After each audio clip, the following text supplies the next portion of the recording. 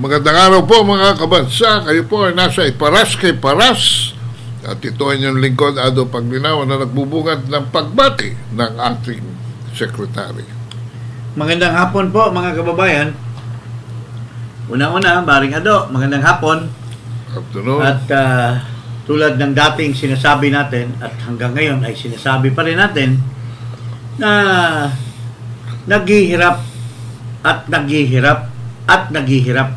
pa rin ang ating mga kababayan. Lalo na bulgar na ngayon doon sa mga palengke na tumaas na naman uli ang ating mga bilihin. Kamatis, yung bell pepper, 1,000 ang 1 kilo. Oo. Kailan pa ba nagkaroon tayo ng nung ilang buwan yung sibuyas umabot ng 700 pesos. At hindi naibsan.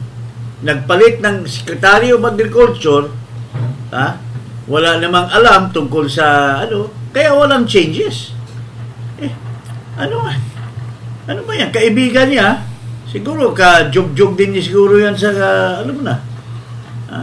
nilagay, mayaman. Ano namang malasakit niyan sa mga mahihirap na Secretary of Agriculture? Anong improvement na mayroong nangyari sa ating bansa na pinalit siya kay Marcos? Gumaling lang ng konti dahil the blind leading the fisheries expert daw yan Pero anong nangyari? He is a blind leading a more blind. Ang nangyari, nag-import ng galunggong. Import ng galunggong, import ng maraming bigas, pinamudmud sa kadiwa, para pakitang tao, ilan lang naman nakakabili. Kaya nga po, umabot na tayo sa point na parami ang mga tao na pumupuna. Hindi pa lang gumagalaw, hindi pa lang nagbuklod-buklod. Pero little by little, they are leading to the point whereby magkabuklod-buklod yan, and there will be a real change that would happen. Ito ngayon, ang Catholic Church. Anong sinasabi ni tungkol dito sa maniobra ni Marcos? Pinapalabas niya, nagbito siya ng mga provisions ng General Appropriations Act. Pero what does it mean? It's a moro-moro. Because natutupad pa rin yung sikreto na ginagawa nila sa Bicameral Conference Committee. Yung mga exchange of ideas leading to the fact that each senator, each congressman will have something set aside that will go to the Department of Public Works and Highways. At anong mangyari dyan? Tutuntunan nila yan pagdating sa district. Yung contractor na favorite ni senator, yung contractor na favorite ni congressman sa distrito or sa region, yun ang sasalo. Sasabihin ng senador, pare, mayroon akong pera doon. Nakuha ko sa BICAM, 3 billion.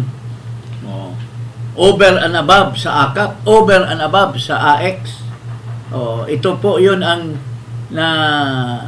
na-discuss namin na ito yung we will close our eyes and just approve the BICAM. Na hindi naman maganda para sa bayan, pero mayroon kang nakaset aside na pork barrel Tapos pupunta yung contractor, mayroon nga isang senator dyan yung mga contractor, kapatid, mga kamag-anak. Hindi na lang natin sasabihin kilala naman natin yan kung sino yan. Pupunta doon sa regional office, mayroong nilagay si senator dyan, ako ang contractor niyan. So, may panggasto para eleksyon. Nakaabang na. So, yun po ang pangyayari. Kaya for the first time, the Catholic Church through the pastoral group, headed by Archbishop Socrates, ito yung favorite ni Cardinal Sin, ay mayroong sinasabi tungkol sa kabulastugan ng Kongreso at yung Bicameral Conference Committee at tungkol sa pagdusa ng ating bansa dahil sa korupsyon. Ito, pabasa mo. Archbishop Sock's pastoral commentary. Ay, summarize na lang natin. Summarize natin. Ayan. First, the Bicameral Conference Committee tasked with formulating a compromise between the bills passed by the House of Representatives and the Senate seems to have overreached its power, and in view of some experts in constitutional law, has in fact acted as a third chamber of Congress, more powerful than either the lower or the upper houses, because it is the version it drafts that is eventually passed into law. The reason that this is a moral concern is that the budget is an issue of what Catholics social teaching calls distributive justice, the fair, the reasonable, the equitable distribution of the nation's resources, as well as its burdens, and to be truly the result of a democratic process. What is passed into law must be drafted by the common consensus of the people's elected representative, scrutinizing, debating, and voting as the people's representatives, rather than by any select group that is not fairly representative of the general population.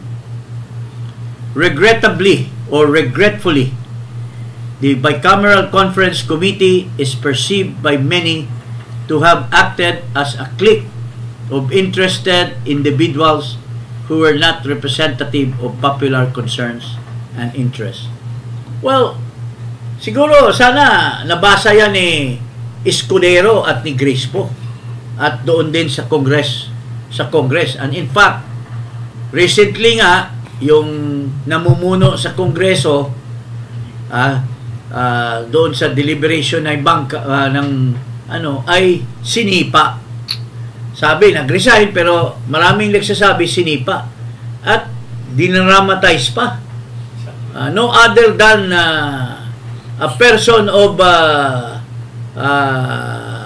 connectivity, a person of high connectivity, anak mismo ng Pangulo, kabulastugang presidente ng bansa ay nagpatanggal. You know, when you declare a seat vacant, hindi yan resign.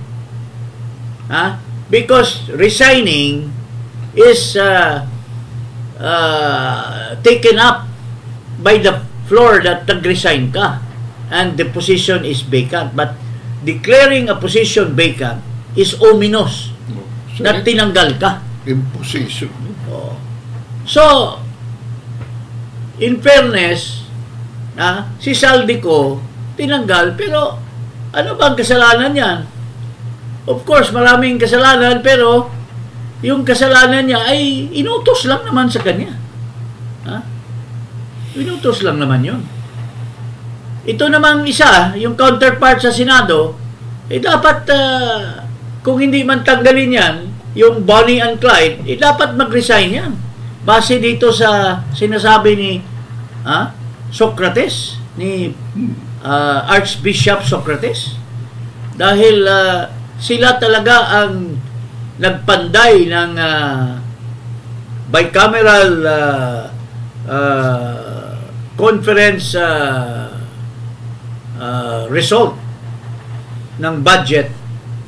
At saka dinisib nila taong bayan. Dinisib. Dahil doon sa committee hearings where... At saka itong bobo na... Jaime Marcos, Ano ba to? Bobo at ano ba yung sab? Mangmang. Mangmang at saka bangag. Bangag ba sabi mo? Bangag! Bangag. Sino ba yung bangag? Itong bangag na sinasabi mo, pwede naman niyang ibalik. Pero, alam naman na muro-muro lang yung ano niya, gumawa pa ng bito-bito alam mo yung bito-bito sa amin, yung kinakain yan Yung parang, hindi naman bito Bito-bito lang yun Ha? Oh. Talking points.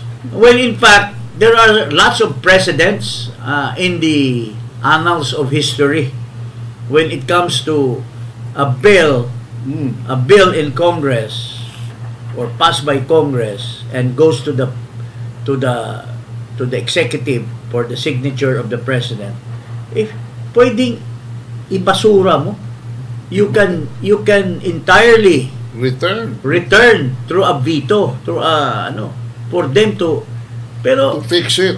Pero tingnan mo, for resubmission. Nag-privilege speech pa yung kanyang kapatid. Nakiusap pa. Unless muro-muro din nilang dalawa yun. Si Aimee ang nabito. Si Aimee ang nabito. Yung kapatid niya ang binito. Ngayon ko lang naisip yun. So, tama yan. And we go to this commentary, mga kababayan. The blind leading the lost. A nation betrayed. Ito po ay pinakalat ni Chief Justice Carpio.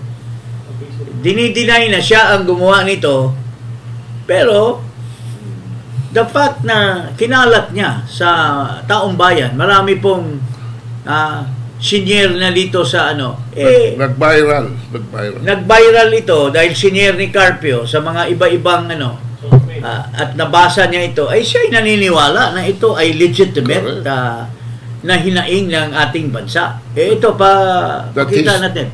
Carpio seconds the motion.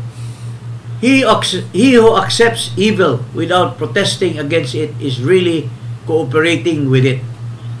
This is the words of Martin Luther King, who was a hero in the United States of America. The halls of Congress and the Senate reek of betrayal.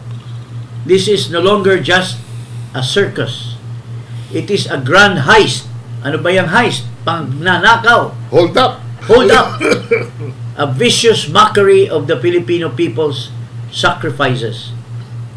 While we break our backs, bleed and sacrifice for the nation, our so-called leaders are busy looting. Ano ba yung looting? Pagnanakaw.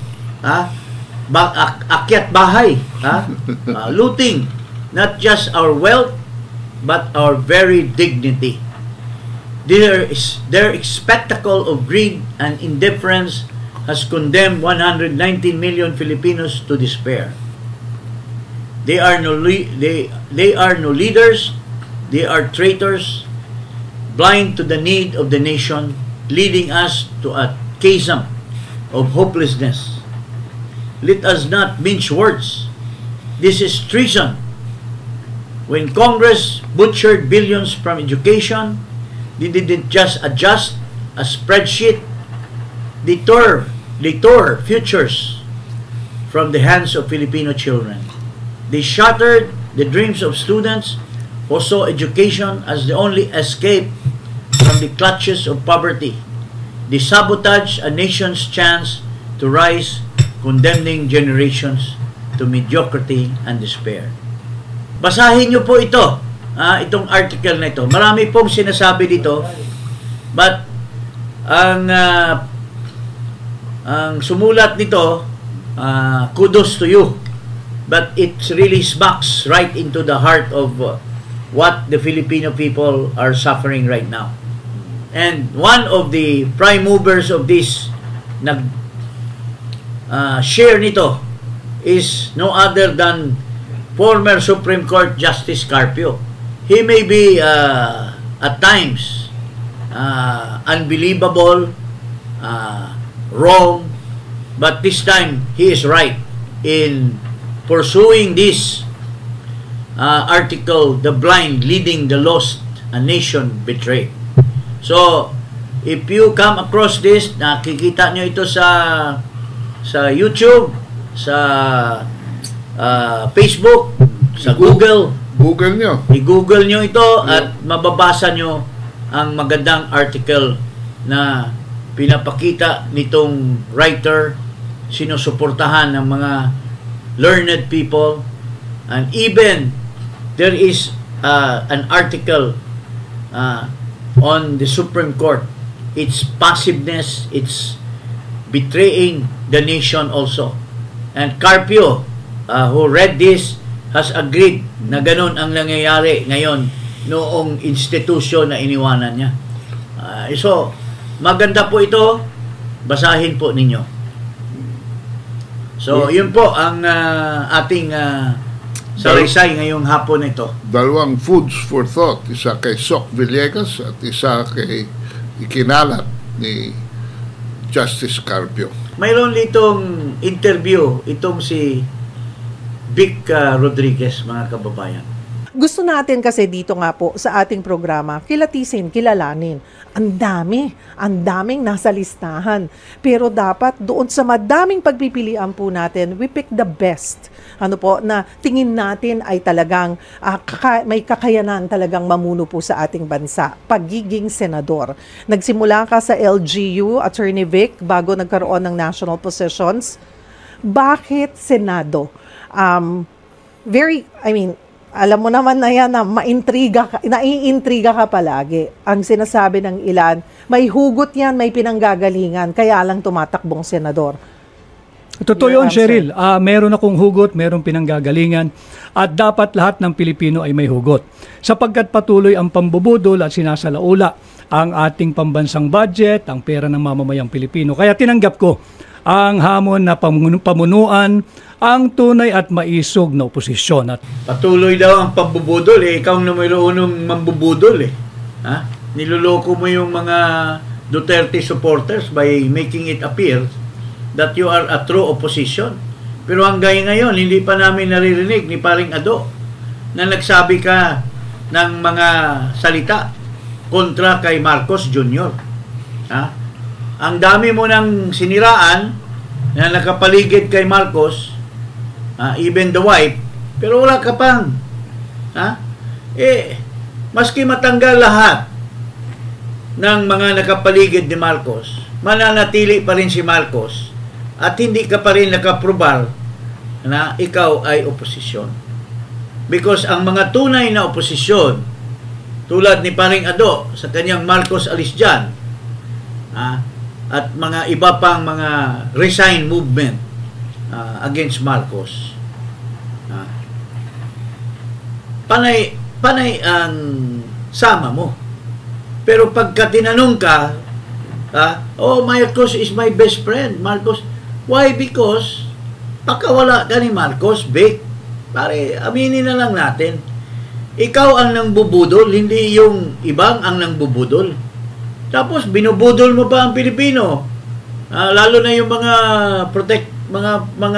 mga supporters ni Duterte.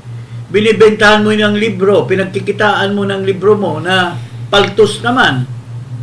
Hindi naman ikaw sumulat niyan, pero a portion of that, pinagyabang mo na kingmaker ka, hindi ka naman kingmaker eh. Bakit? Pinagyayabang mo ba na ikaw nakapagpanalo kay Marcos? Pare, sino ba nakapagpanalo kay Marcos? Si Sara Duterte. Bakit pinagyayabang nitong budolero na ito? Unit team nga unit team. At panay punta pa sa Amerika. Niloloko yung mga ibang vloggers doon. Punta sa iba-ibang bansa. Kung saan-saan nagpapa-interview. Ang dami yatang pera nito. Saan magaling ang pera nito? Pwede ba natin pakita yung background nung yung pagbebenta niya ng libro doon sa Los Angeles? Nasaan ba yon? Yung tapos doon sa pagbebenta niya, ginagamit niya ang picture ni Sara Duterte parati sa kanyang likod. Ginagamit niya ang picture niya na may ganon sila ni Digong. In passing lang naman yan. wala naman talaga galing sa puso ni President Duterte na kandidato niya itong tao na ito. Pakawala lang naman ito ni Marcos, pakawala din ito ni Ibasco. Si Ibasco ang naghatak nito at sinusubo kay PRRD. Kasubuan nagkasubuan. Tapos maski paano, ay wala pa rin. It's not even in the top 20 of the survey. So, paano mananalo ito? Kasi alam ng taong bayan na pakawala ni Marcos talaga ito, si Vic Rodriguez.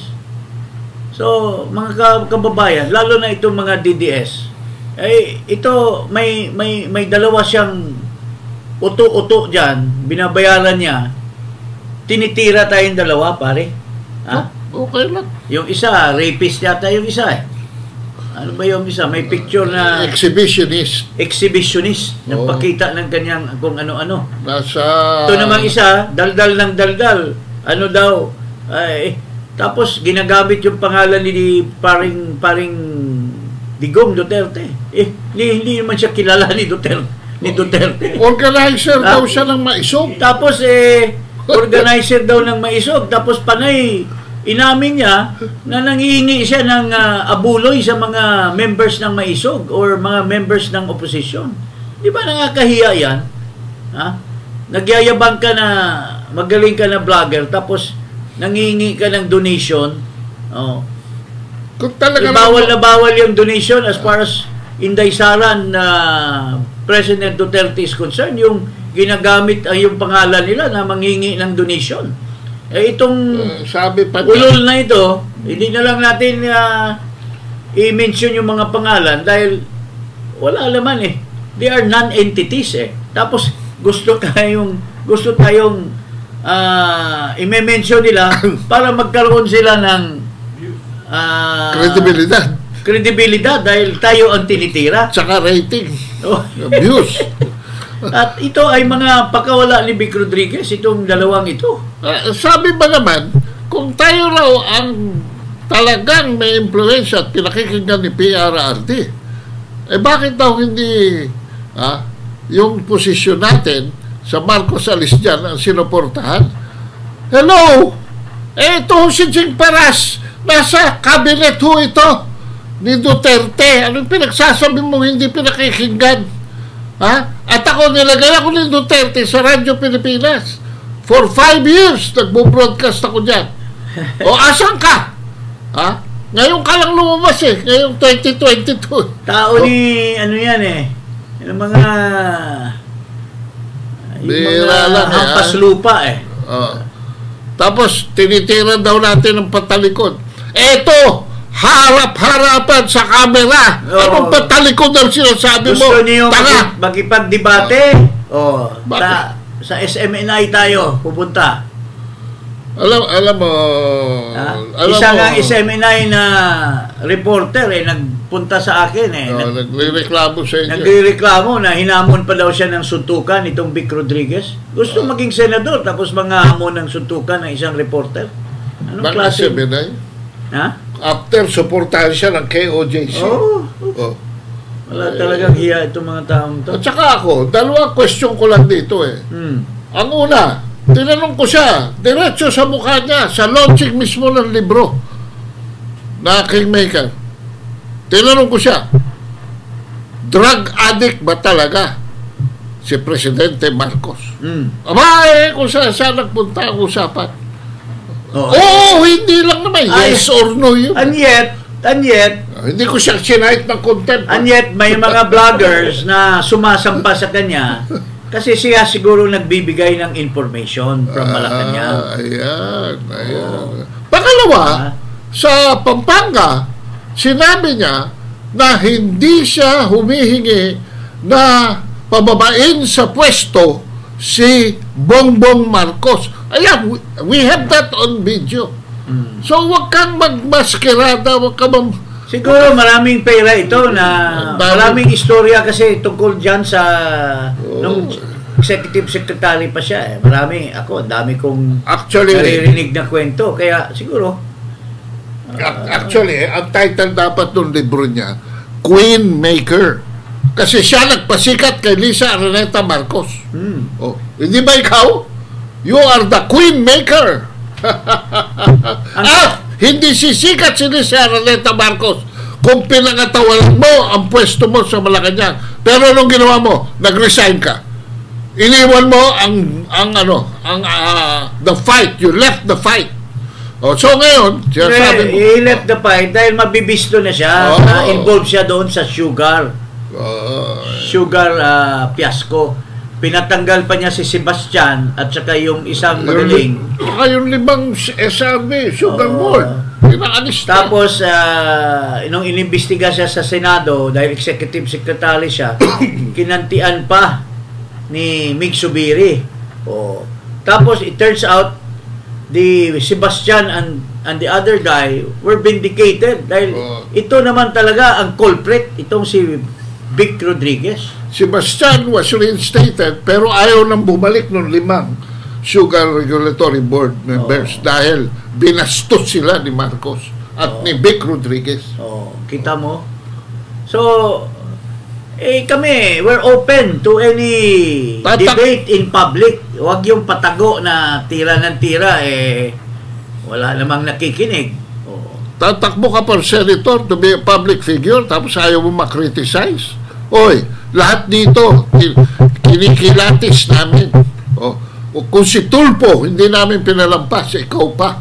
Tapos, ito, very reliable source, si Shelo Magno. Nagpapasasabay pala itong pamilya nitong Rodriguez na ito diyan sa monopoly ng kontrata diyan sa mga buhangin. Yung kanyang kapatid may asawa na contractor, sole contractor. Don't you think kaya nga hindi natanggal ni Marcos yan because best friend pa rin sila under the protection of Vic Rodriguez yung monopoly ng mga dapat dapat patawag ng Quacom to patawag yan doon sa sugar fiasco.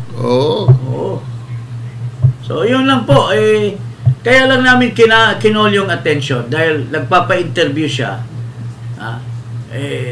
nang bubudol daw yung ikaw nga nang bubudol binudol mo maraming kaya nagkawatak-watak tuloy yung inumpisahan ni PRRD na movement kasi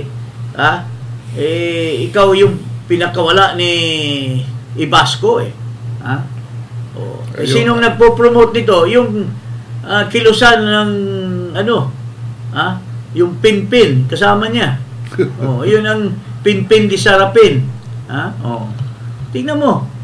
So yun na mga kababayan. Nawasak tuloy ang maisog. Yeah. Ngayon hindi na magamit ang maisog. Kasi wala na. Paano naman gamitin ang muka Ibasco, ang muka Vic Rodriguez. Ginamit lang yung President Duterte. Ginamit lang yung si Baste. Tapos sila na ang nag-take over. Ang ambisyon lang pala niya gamitin yung maisog para mag-launch sa kanyang senatorial na wala namang nangyayari dahil kulelat naman din. Di ba? This time I will quote Leila de Lima. Let us call a spade a spade. Okay. Okay, so dito na lamang po tayo. We are open to any debate on this issue. Ako nga I was requesting a private discussion, private debate with him. Because I have personal knowledge. Vic Rodriguez, hanggang ngayon hindi mo pa pinauunlakan. Pero huli na, nag-file ka na for public office. So, we are now free to criticize you in social media and even in print, in mainstream media. Kingmaker what a shame. Claiming to be the one that made Marcos win. My goodness, what a shame. Pag nanalo to, sasabihin tapos, Prince Maker pa siya. Pare, ang masama dito, ang makakasakit ng puso natin, dahil nakikita natin yung mga kasama natin na hindi masyadong nakapag-isip, binibentahan ng libro niya. Mayroon pa isang vlogger na ginagamit niya to advertise. Pinapa-advertise pa sa Amerika yung kanyang libro. Bakit ikaw ang nag-paperman ng libro, hindi naman ikaw ang author? Si Jerry Lirio ang author ng libro na yan. That book is about you. Biography. Pero tingnan ho ninyo mga kabansa sa Google. Ang dami ng mga libro ng mga kingmaker. So, pinlagerize niya yung word ng kingmaker. Ako. Be original naman. At saka aminin mo na, si Jerry Lirio ang sumulat niyan. Pwede mo pang sabihin yan. Pero, what did you make? Did you make a king? No, it was Sarah who made the king. You made the queen. Tapos ngayon, inagawan niya ng papel si Sarah, tapos ginagamit niya, may picture, tuwing magpa-picture siya, sa mga posters siya, sa ano, nandyan siya sa harap ni Sara Duterte. Did you ask permission from Inday? Diyan sa paggamit mo sa mga Duterte in your campaign? Ginagamit mong background? Nakakahiya ka, pare. Saan portion ng 2022 presidential campaign na ginamit mo si Sara Duterte? Wala. Hindi ka naman kilala ni Sara Duterte. Masyadong feeling nito mataas eh. Nung executive secretary ito, akala mo astang, Nako! napaka matindi ang asta nito eh. Sus Maria Jose, ayoko na lang magsalita kung paano mo ako binudol, Vic Rodriguez. Okay, so too much for that. Baka mamaya Baka ma-elect ka pa dahil sa amin eh. Hindi ma-elect yan. Maski ano ng puwersa natin, hindi yan. He can never be elected because he lied to the Filipino people. Yun po ang katotohanan. So, yun po. Hanggang dito na lang kasi baka mamaya talisod pa yan sa pagdadaldal natin tungkol sa kanya. Huwag kalimutan mag-subscribe dito sa Iparas kay Paras at i-click ang notification bell. Mag-subscribe na rin po sa aking YouTube channel at Ado Paglinawan.